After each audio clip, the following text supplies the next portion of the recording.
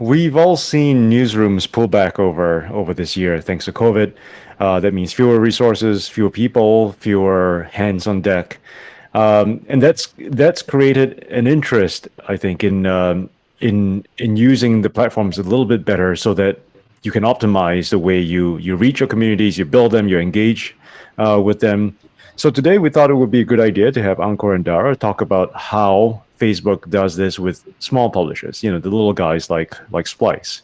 Ankur, this is all yours. We've been talking about this for many, many months. I'm glad to finally have you here. Great. Thank you very much, Splice team. It's fantastic to be here. And we'll just pull up the presentation right now. But by the time that's coming up, I'm very happy to be here. Thank you for having us here. And hello, everybody. In the next about 40 minutes or something, me and my colleague Dara will talk a lot more about how the things have changed in the world now. I mean, this is a much different world than what we are used to in 2019 and even 2020, the start part of it. But having said that, the world has changed so dramatically in the last few months, and the next 30-40 minutes is when we'll actually take you through with the new changes coming in, with the way the world is now evolving. How can we help you in finding out or in working out more hacky ways of identifying and developing your audiences, number one, and also basically connecting with your audiences more and finding out kind of more hacky ways of working with your markets and all. The run of the show is such: we have a quick round of introduction initially, but then after that we move on to understanding your audiences in terms of what, who, where, why are your audiences, and using page insights to identify them, to know them better. And once you have a good understanding of your audiences, we move on to how do you connect better with your audiences? How do you engage your audiences better? Of course, there is a suite of products that we have and solutions that we have, but we'll double down on video and stories for the next for this session at least. And then we'll wrap it up with the Q&A, and I hope to see you more. Hope to hear from you more at that time. So we'll move on to the next slide, which is introductions. So this is my introduction. This is Ankur Mehra here, and I basically lead the market in APAC for media community development. Moving on to the next slide, which is about who we are. And I think more important than who we are is the question why we are here, and why is this team basically working on, and what are we working on really. So globally, we as a team have been kind of functional. The media community development team has been functional for about a year or something, about 3 years or something. But in 2019, in the Splice beta event last year, when our Facebook team participated in there, we received a lot of inbounds around people curious to understand how do we work with the small and medium media publishers, journalists. How can we work with the emerging set of media publishers, etc. And we didn't have a good answer that time because we didn't really have a big infrastructure in terms of supporting the torso and tail partners in different markets. And that is the time when we decided that we need to kind of double down on investing in this particular piece for here in APAC. And since September of last year is when we've actually started to build the team, which kind of works a lot more with the torso and tail partners, the emerging media partners, the emerging set of journalists and newsrooms, etc. We basically work with the next generation of these media partners through introducing them to various educational programs and also running through various human consultations. Like I said, we are functional globally, but in APAC, we operate in about 12 plus markets over here, and we cut across 10 languages. And over the last 1 year, we started to now work with 2,000 plus partners around news, entertainment, sports, and Instagram. And all of them, all these partners, we have relationship managers who work with all of these partners. And these relationship managers are the ones who actually deliver educational programs and consultations to these partners. We'll talk more about this if you're interested during the Q&A, but broadly, this is the team that actually works with the emerging set of newsrooms and journalists and media partners. Moving on, allow me to set up the context for the next 30-40 minutes that we'll be talking.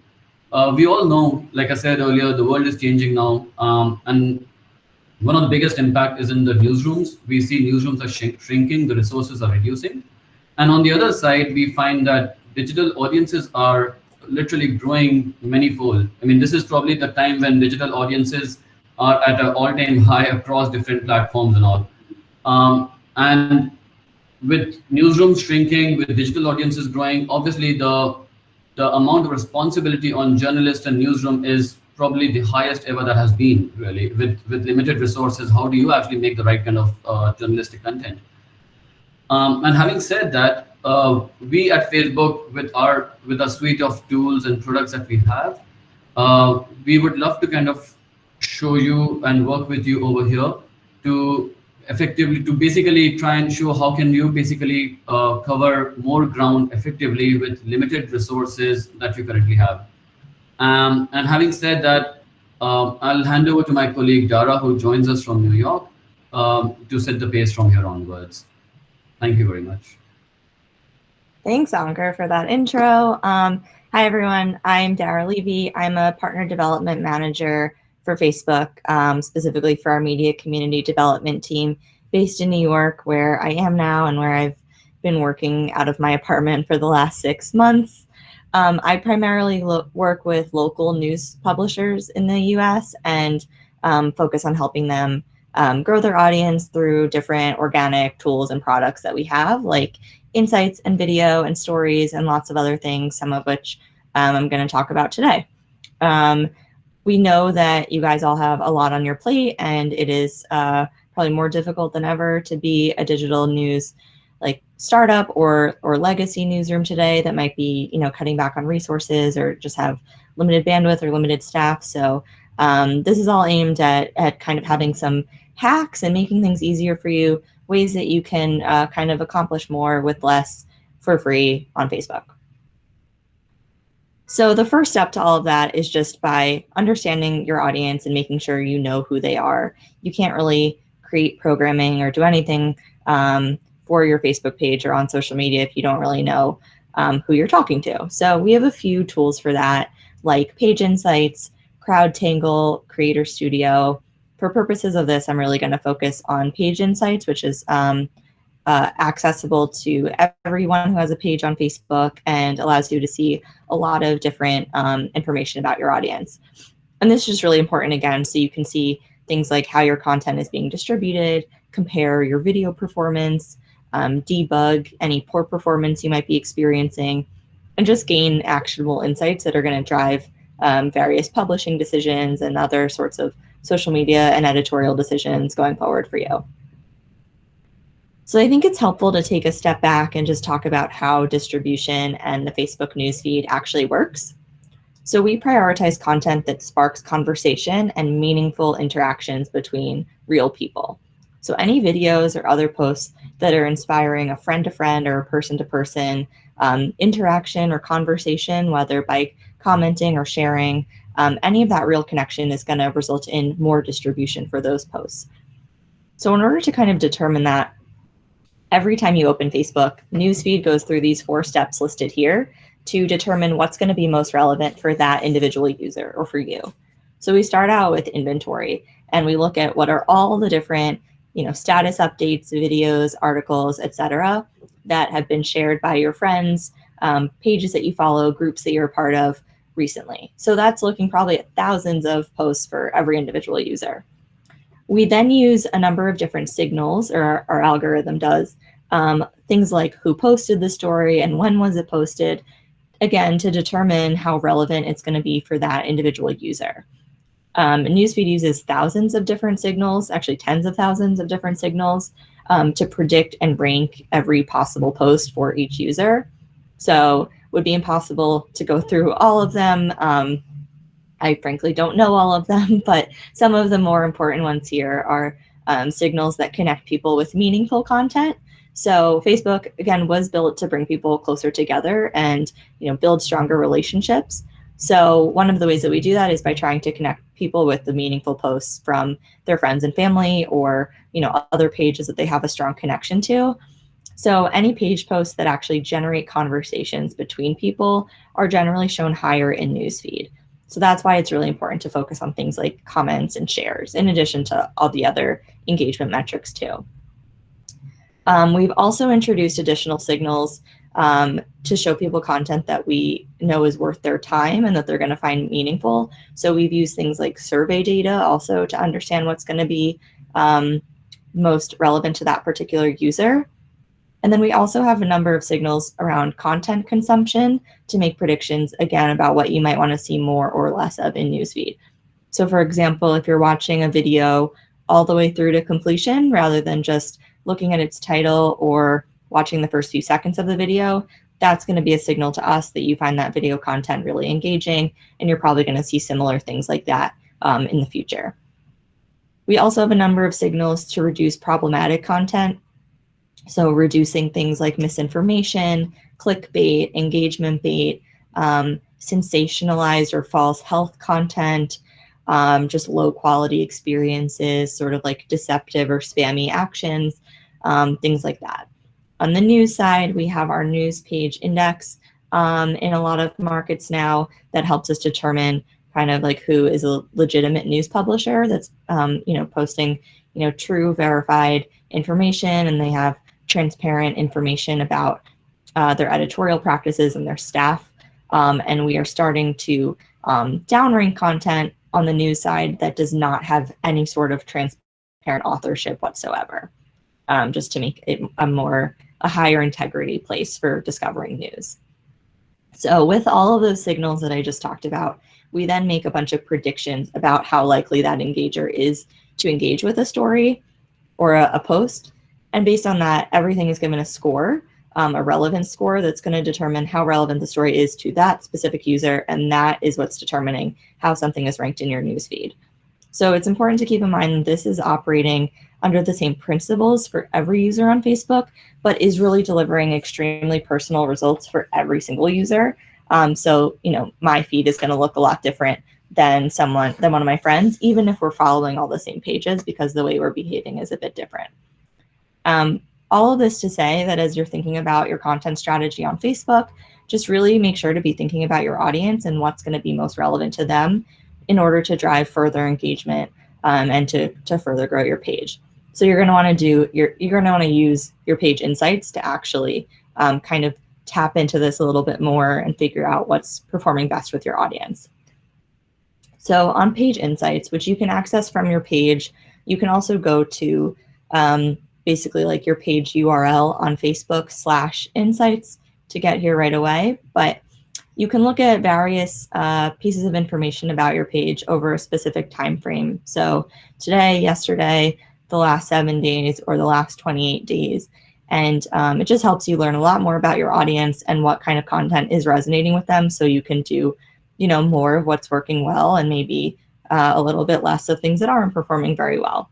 So some of the things you can see there are page views, so the number of times people actually come to your profile on Facebook, page previews, which is people hovering over your page, like maybe deciding if they're going to look at your page or not, page likes, of course, and that's broken down by likes that were acquired via like paid acquisition and just organic likes. Reach, that's going to be super important and really is going to tell you a lot about how you're kind of performing in that relevancy algorithm. If you're reaching a lot of your audience, it shows you that your content is resonating with a lot of people. If your reach is declining, you might want to think about changing things up and looking at some of your posts that did reach a broader audience. Same thing with stories. Recommendations, also that's how many people are recommending your page, and it just is a signal again that your content is really meaningful to people and is generating those kinds of conversations. Your engagements, as I said before, are going to be a huge indicator for how relevant you are for your audience and how you're scoring for their feed. So all engagement is really important, but again, things like shares and comments that are kind of driving that like deeper engagement are going to be really important there. Responsiveness, that's if you're using Messenger, how responsive you're being with that. Different video metrics, which you can also see in Facebook Creator Studio. So that's how many like 3-second views you had, minute-long views you had, and again, broken down by paid and non-paid if you're doing any sort of like paid boosting on your content. and then of course your page followers. This is just sort of a sample of what you can see in Page Insights. There's actually a lot more here. One of those things is pages to watch. So you can add up to 5 pages that you don't manage to compare your page's performance with on Facebook. So this is a really good idea to do about like with your competitors' pages, and it'll show you with certain metrics kind of how you're performing relative to them. You'll also see in Page Insights things like your most recent posts and their performance. But I really recommend using all of these things and checking them pretty regularly to see if you can find kind of like some own patterns with your posts about what your audience tends to latch onto or really engage with, or what's driving the most conversation, and just continue to do even more of that. And that's going to just help you remain relevant and reach even more of your audience than you hopefully already are. Along with all that post information, you can also see some helpful demographic data in Page Insights, which you'll find by going to Insights and then People on the left-hand side. You can then break down your existing fans by things like age, gender, location, language. And I would recommend using this to create content that's going to particularly resonate with your audience. So sometimes it might surprise you that you have a big chunk of your audience is actually speaking a different language than your normal programming is in, or your audience is a little older or a little younger than you were expecting. Sometimes those can sort of give some clues or suggestions about the kinds of things you might want to be creating for your page. One of my favorite tools within Page Insights is being able to see when your audience is online. So I think people often sort of overlook this, and we also usually think of posting or like your Facebook strategy. I think people tend to fall into like the normal 5-day work week mindset, but really your audience is online usually during waking hours, 7 days a week. So you can see this for your own page. This is a sample page that I pulled out here, but it's pretty similar to what we see across the board on Facebook. So on a given day, this page's audience, you can see using that kind of graph at the bottom, the audience starts to come on around 6 or 7 a.m. and they stay online pretty consistently until 9 p.m. And when I clicked into each day of the week here, every day was pretty consistent. So when individual users are using Facebook, like they're not really thinking about the weekend very differently than weekdays. So that's one reminder that you kind of want to just be scheduling your posts consistently throughout the week. And I recommend saving any evergreen content or anything like that for Saturdays and Sundays so you can space it out a little bit. But you just want to make sure that whenever your audience is online, there's something fresh for them to be seeing. So check this out for your page, and just make sure you're kind of meeting them where they are. All right, so now that hopefully you know a bit about who your audience is, what they're interested in, you need to actually start creating things for them. We're going to touch on regular video, live video, and then also stories. But there are a lot of different ways that you can connect with your audience on Facebook. So by 2022, 79% of all mobile data will be video, which is a 9-fold increase over 2017. I think that's a pretty staggering statistic. It's just 2 years away. And if you just think about what that means for journalism and storytelling through video relative to just a few years ago, it's a pretty big shift and shapes a lot of how we think about things at Facebook and how our teams are building products for that. There are 2 main ways that people consume mobile content. So there's on-the-go viewing. Those are your shorter sessions, not really planned. They're happening pretty often though. And it's all about discovery, connection, kind of finding something random that maybe your friend shared or just happened to be there when you opened your phone. And then there's captivated viewing, which are your longer sessions, more planned and intentional, and just, kind of for relaxation where you go in, ready to actually sit down and watch something for an extended period of time. In APAC in particular, mobile plays a really big role in all of this and is influencing how people experience video, particularly that on-the-go video, and has just become such a part of people's daily routines. So it's informing, again, a lot of our strategy and just how we guide partners on how they should be thinking about these things too. So on one hand, a lot of what we're doing is focused on that on-the-go viewing, meaning we're really focused on building video experiences that are really quick and engaging and fun, such as things like stories that are going to draw people in. And then we're also focused on longer video content through things like Facebook Watch to really get at that captivated viewing where people are planning to watch something and find something really entertainment. So to the extent that you can, I would also sort of recommend thinking about your video strategy in these two buckets, kind of more, produce longer video content if you can, and also those shorter on-the-go types of things. When we think about video on Facebook, these are all the different video services that we're thinking about, kind of with that framework of the on-the-go and the captivated viewing in mind. So there's a lot of different ways that you can reach your viewers or potential new viewers through video. And it's just important to kind of understand all of this, although you might not be able to be producing video for all of these different surfaces, just to know where the Facebook audiences are. So Watch is really a deeper, longer form experience. You can really connect with your audience through things like series and just like longer reoccurring content that people can actually come as a destination to watch. Live is for your real-time interaction with your audiences. So it can be really authentic, candid, day in the life. You're just kind of creating a live video impromptu where you're at an event, making people feel like they're there. We've seen a lot of big news events covered through Facebook Live over the last couple of years, such as like through the Hong Kong protests and elections around the world. They've really just become a cornerstone of reaching engaged audiences on Facebook. Particularly over the last few months with, quarantines around the world and so much, a lot of limitations in how we can normally go about our daily lives. Live has been a great resource of how to reach people instead. Live also works in Facebook Lite, which just broadens the audience available to you. So as you're thinking about all of these things, this kind of applies to any video across Facebook. We have some general best practices. So you want to think about loyalty, meaning creating a theme. What is something that you can offer your audience? What can they come to expect from your page? Kind of what's like a through line or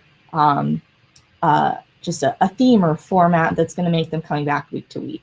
And to see if this is working for your audience, you can look at your week over week viewership in Creator Studio to tell you if it's resulting in more returning viewership.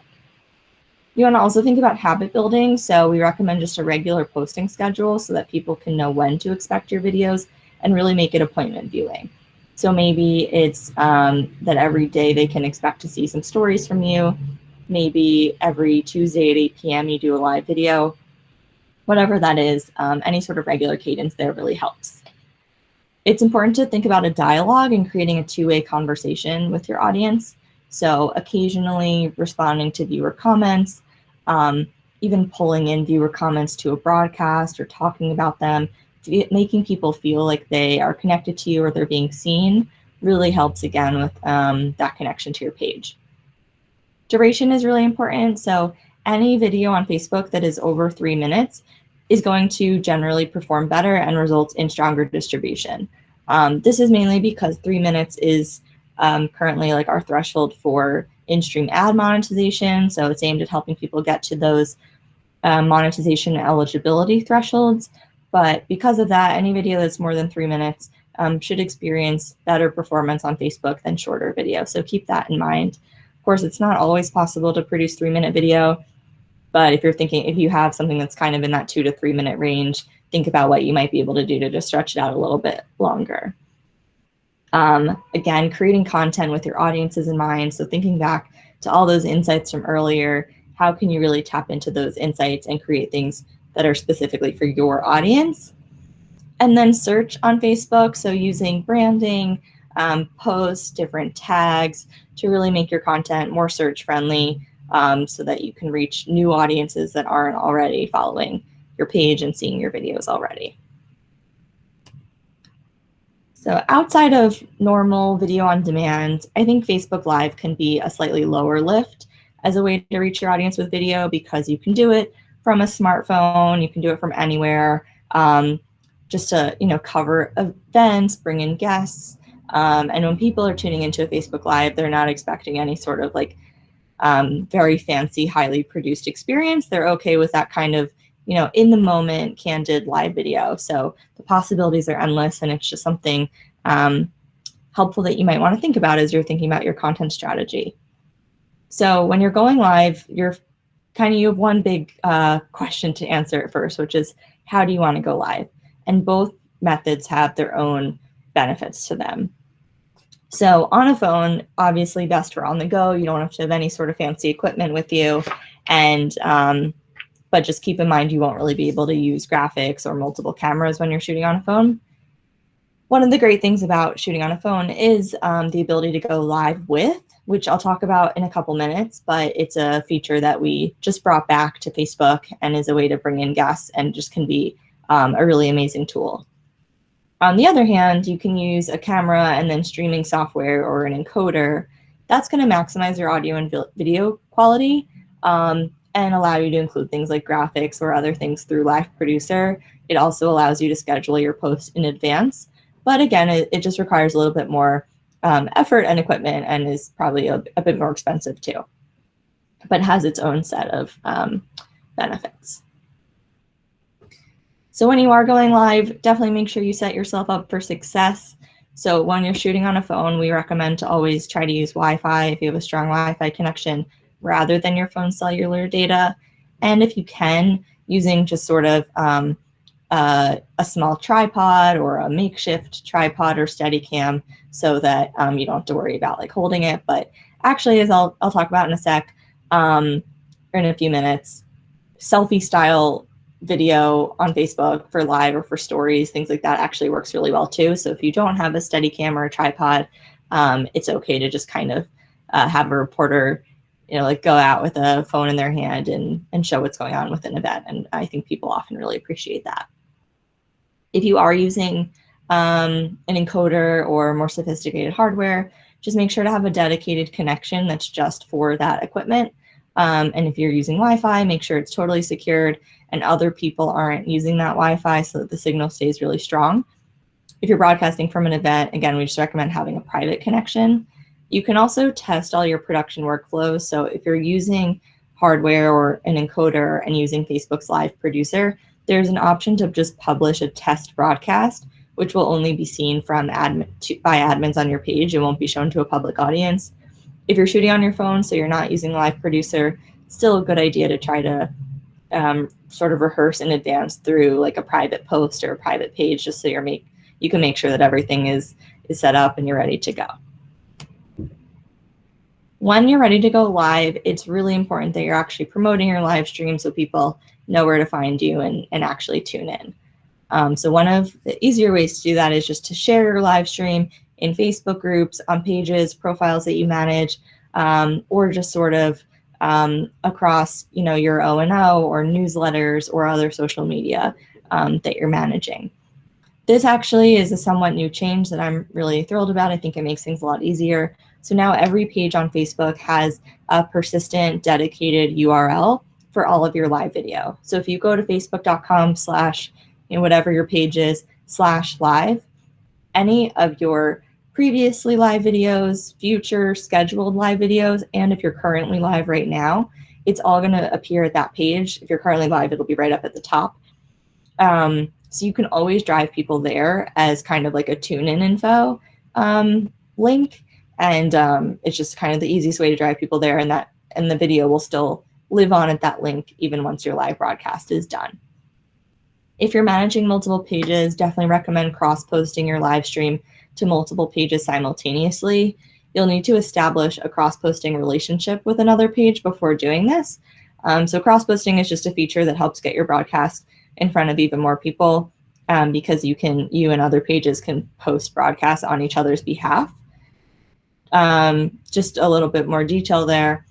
Each cross-post is treated as a separate broadcast on each page. So any comments or reactions that you're seeing on the individual cross-posted video won't be seen to people watching the other cross-posted broadcasts. But all pages kind of involved in the cross-posting relationship will be able to see the insights for the cross-posted broadcast. So the total page view or total video views and things like that. But again, you'll need to in advance establish a cross-posting relationship with another page, and you can either set up for live video an automatic cross-posting relationship or a manual one. If it's automatic, anytime your page goes live, it'll automatically go straight to that other one. Manual just requires some approval.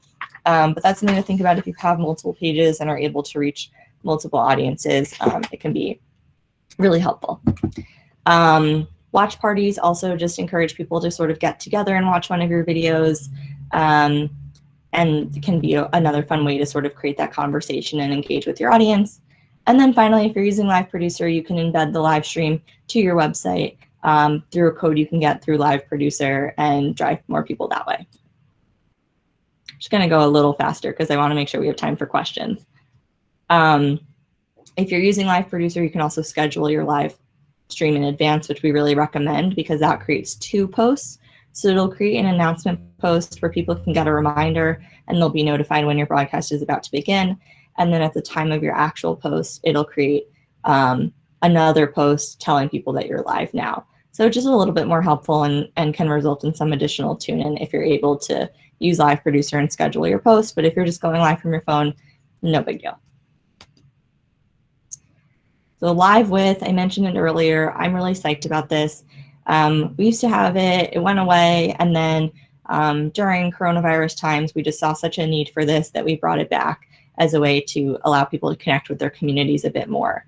So this is for mobile only for Facebook Live, and it's a way for you to bring in guests to your live stream. You can only bring in 1 guest at a time currently, and it's a great way to bring in a guest speaker, an expert, a public figure in your community, like a politician, anyone like that.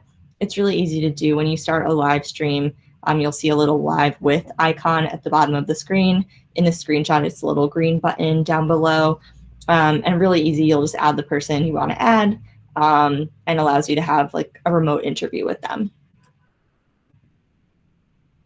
So just other important tips for going live. In order to engage with your followers a bit more, make them feel included, pin their comments and acknowledge viewer comments so they feel engaged with you. Always aim for 3-minute or longer video. As I mentioned earlier, it's going to help you with distribution and also gives people time to discover your broadcast and actually tune in.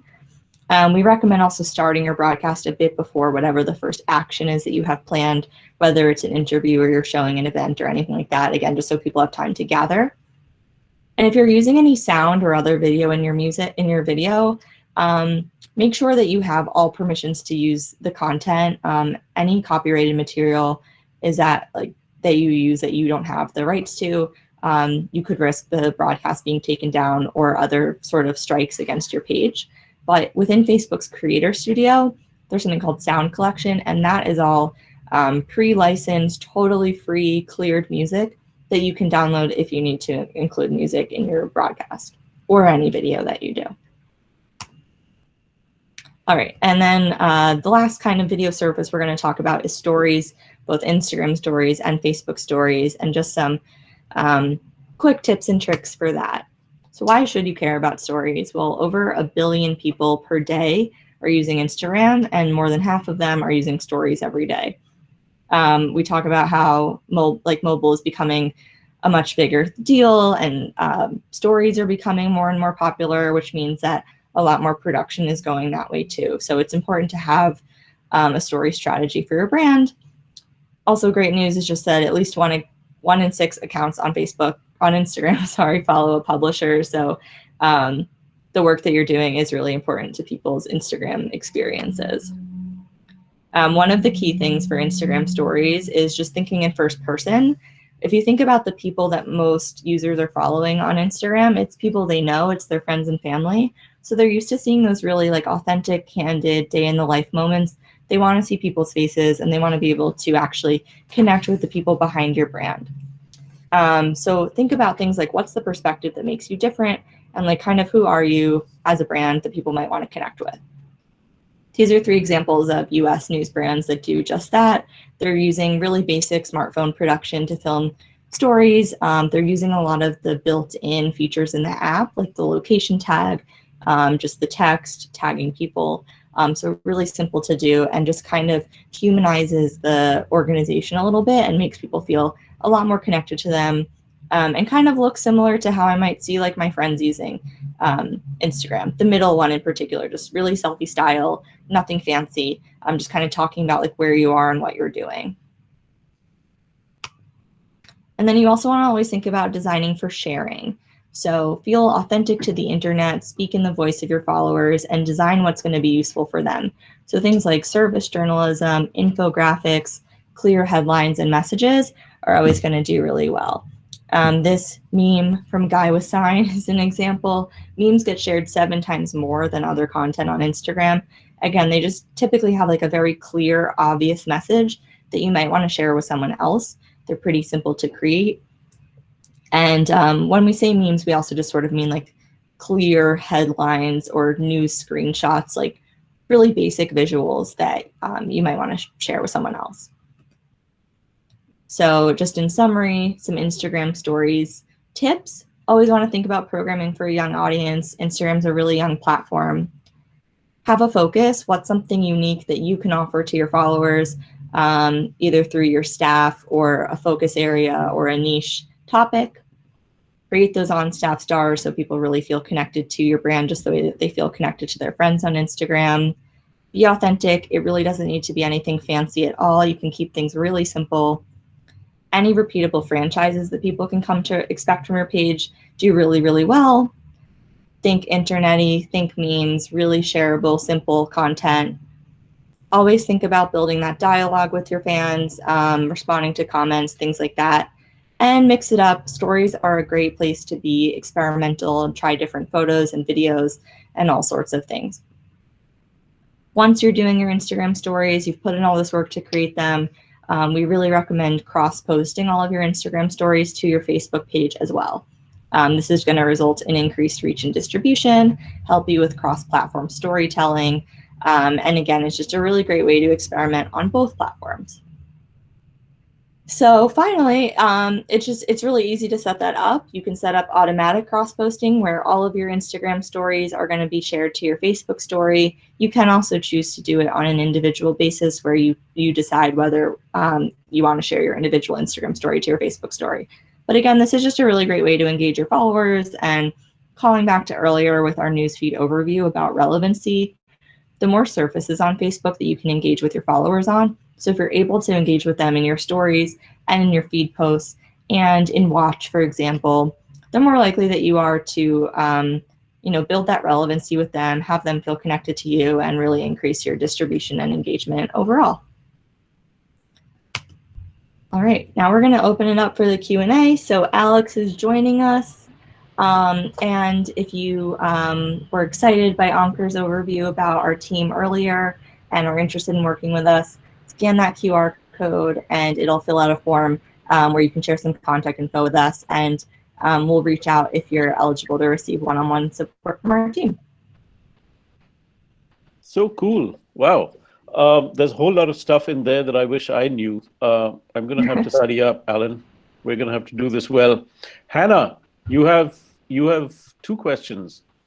Jump in. Go loud. Cool. Hi, Dara, and everybody else. So my issue is with Facebook Live, because I've seen smaller players or smaller news organizations, they try and go live and they have like 10 people watching. They find it really hard to compete with like bigger news organizations in terms of getting critical mass.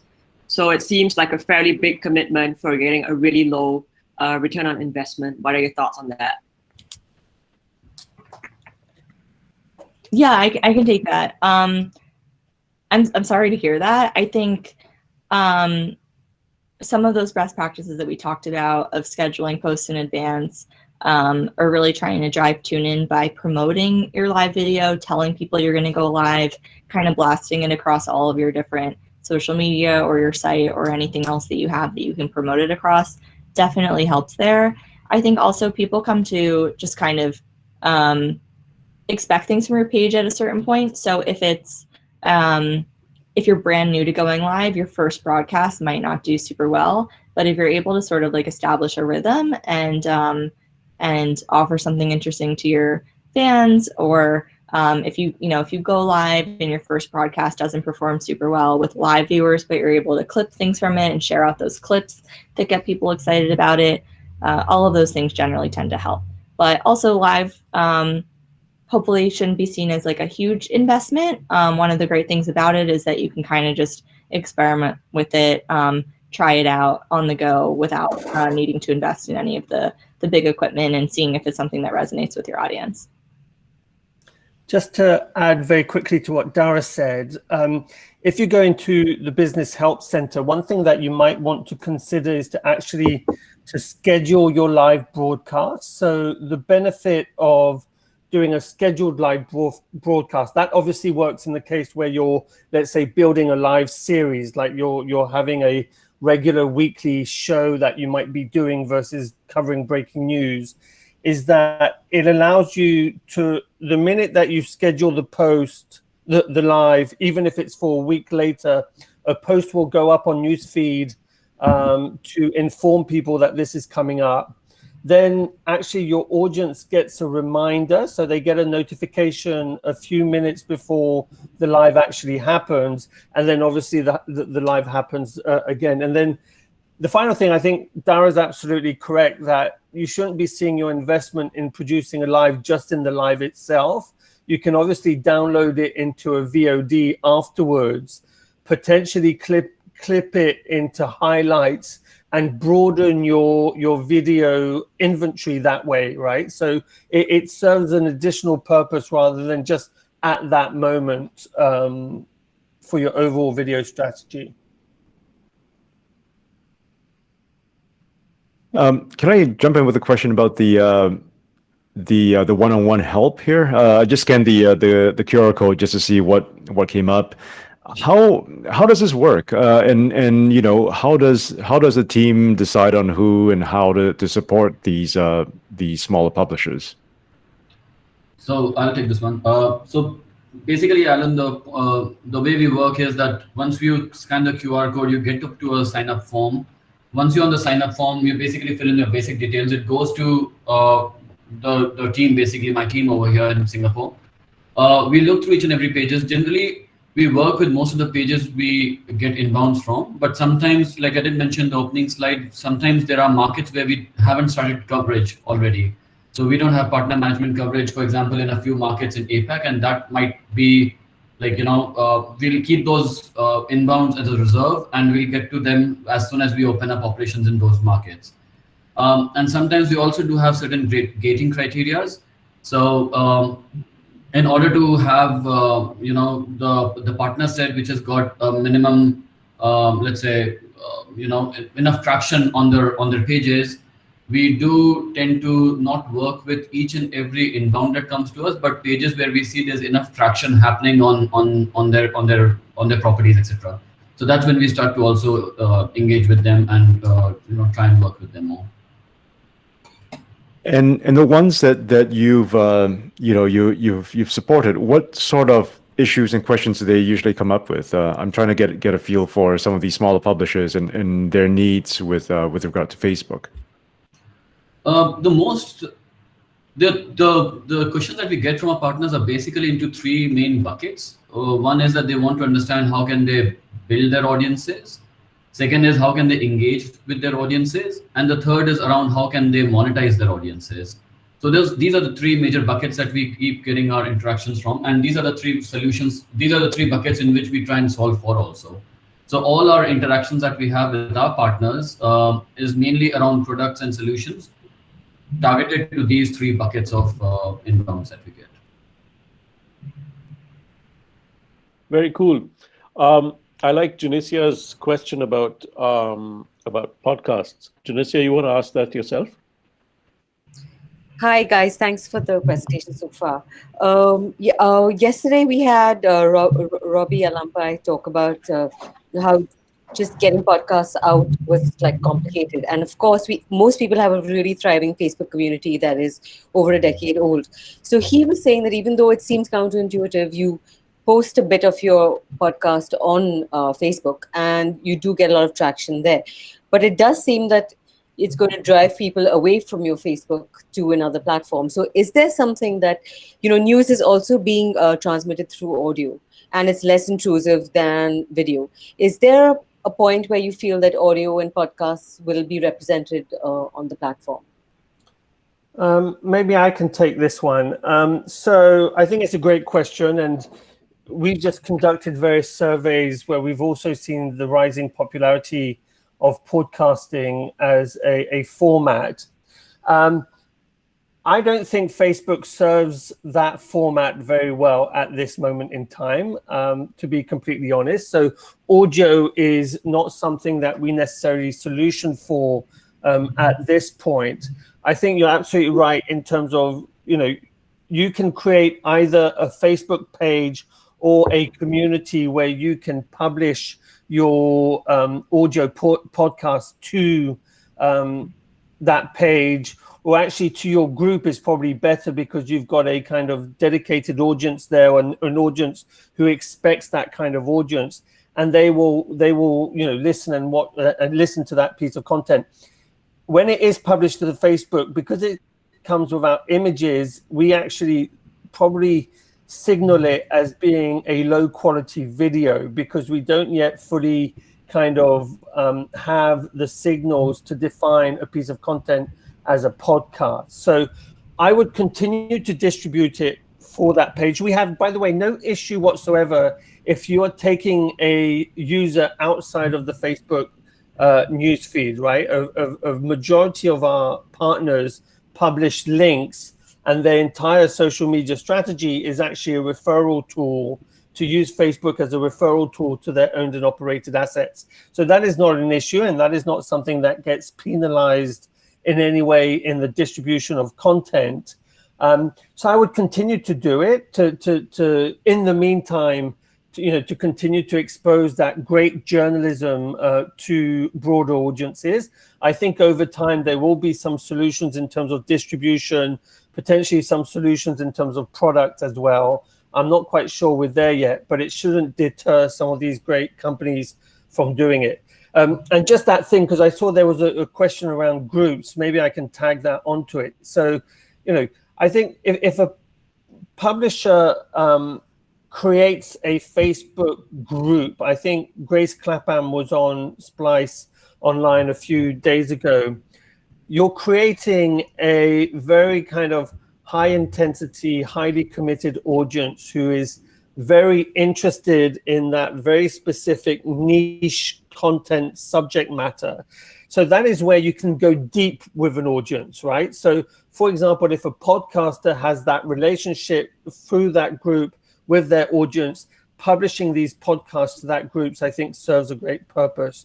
When you're publishing to the page, you're obviously hoping to increase your brand across audiences. So you're trying to, as Ankur mentioned earlier, you're trying to grow your audiences. So there you're kind of like going horizontal. You're trying to add people who become aware of your brand, aware of your content, so on and so forth, versus a group which is a dedicated kind of vertical relationship with the people who already know your brand or that niche subject that you cover.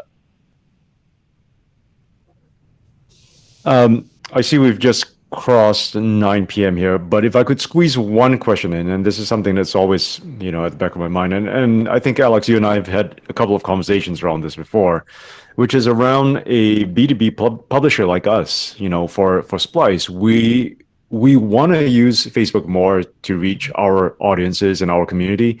That's always been a bit of a struggle just because we can't seem to get the targeting right. Have you seen any good case studies of B2B companies that have done really well on Facebook? So I can't answer that right now, because I would have to go to be honest, I would have to go to the right people to respond to that. I think that one thing I would say there is that rather than think about it in terms of the target audience, I would potentially think about it in terms of the interest in the content that you are covering. So obviously Facebook signals are very, very, very strong when it comes to profiling individuals in terms of what their interests are, right? The things that they've read previously, the things that they have watched previously on Facebook. And then obviously giving them updates and content from their connected pages, by which we mean pages that they follow or pages that they like, but also recommended unconnected content based on interest and based on previous consumption. So I would potentially try and think about it in terms of targeting audiences based on, maybe it is kind of, the types of keywords which may be around the content that you're trying to focus on. It could be podcasts, it could be mobile journalism, it could be, the kind of the activities and the subject matters that people are interested in, digital transformation, etc., etc. Fantastic. Yes, we're going to have to get our targeting right for Splice. We want to use this tool well, and we want to use, have the best content out there for our community, especially what Dara was talking about when you were talking about habit building videos. That whole appointment viewing thing got me pretty excited, and it seems to be, there's that holy grail of getting that, the right time, the right audience size, and the right cadence to something like that. It clearly is something that can be taught and learned, and I certainly hope to do that with our team. Guys, thank you so much. Ankur, Dara, Alex, this has been really informative. I see a lot to learn. Thank you for coming to Splice Beta. Thank you so much for your time, guys. Thank you. Thank you. Thank you. So awesome. Thank you.